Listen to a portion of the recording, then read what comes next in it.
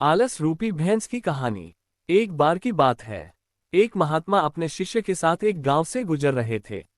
दोनों को बहुत भूख लगी थी। पास में ही एक घर था। दोनों घर के पास पहुंचे और दरवाजा खटखटाया। अंदर से फटे पुराने कपड़े पहना एक आदमी निकला। महात्मा ने उससे कहा, हमें बहुत भूख लगी है, कुछ खाने को मिल सकता है क्या? उस आदमी ने उन दोनों को खाना खिलाया। खाना खाने के बाद महात्मा ने कहा, तुम्हारी जमीन बहुत उपजाऊ लग रही है, लेकिन फसलों को देखकर लगता है कि तुम खेत पर ज्यादा ध्यान ही नहीं देते। फिर तुम्हारा गुजारा कैसे होता है? आदमी ने उत्तर दिया, हमारे पास एक भैंस है जो काफी दूध देती है, उससे मेरा गुजारा हो जाता है। रात होने लगी थी, इसलिए महात्मा शिष्य सहित वहीं रुक गए।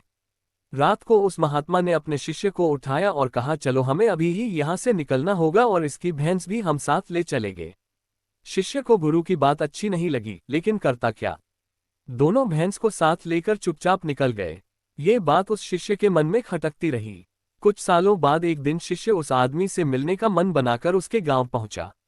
जब शिष्य उस खेत के पास पहुंचा तो देखा खाली पड़े खेत अब फलों के बगीचों में बदल चुके थे।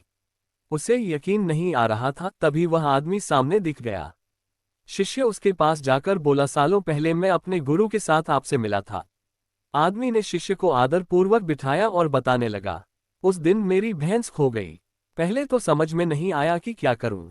फिर जंगल से लकड़ियां काटकर उन्हें बाजार में बेचने लगा।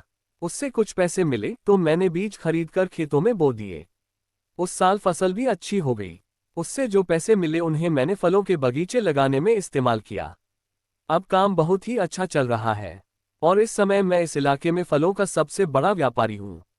कभी कभी सोचता हूं, उस रात मेरी भैंस न खोती तो ये सब न होता। शिष्य ने उससे पूछा, ये काम आप पहले भी तो कर सकते थे। तब वह बोला, उस समय मेरी जिंदगी बिना मेहनत के चल रही थी, मुझे कभी लगा ही नहीं कि मैं इतना कुछ कर सकता हूं।